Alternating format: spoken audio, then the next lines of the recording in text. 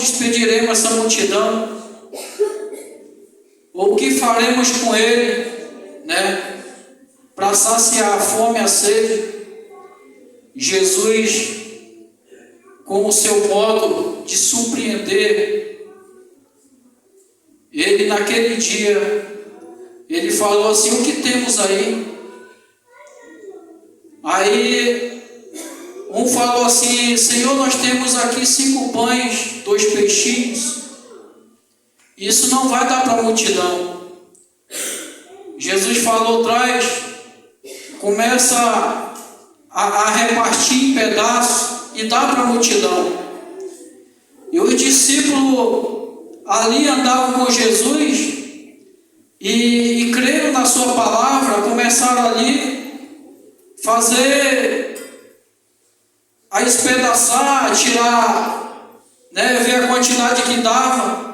E para surpresa dele, a palavra de Deus diz que era quase 5.000 homens, fora crianças e mulheres. Todos se alimentaram e todos saíram dali dando glória a Deus. E quando eu venho com esta palavra, meus irmãos, a gente vê que a dúvida, ela ainda hoje, ela paira em nosso redor.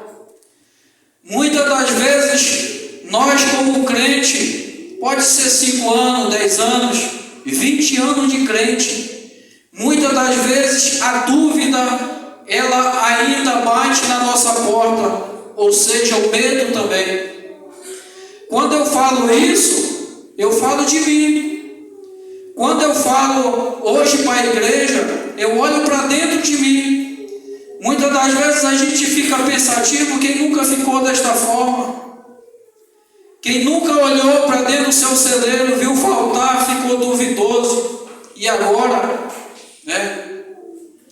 Quem muitas das vezes viu seu filho doente, correu atrás de um remédio, foi no médico, e o que isso traz para a gente? Dúvidas.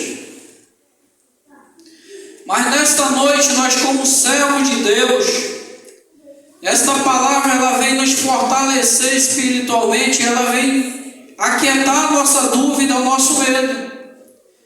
E quando Jesus sai dali, termina a reunião, todo mundo se alimentou, ele manda que os discípulos vá até o barco e vá para o outro lado. É mais uma confirmação dessa palavra, que o nosso Deus ele tem poder, que o nosso Deus ele não mudou, e ele não vai mudar. Louvado seja o nome do Senhor.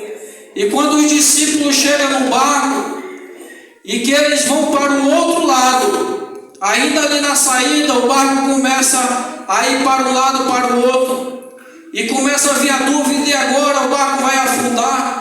E Jesus não estava com ele no barco.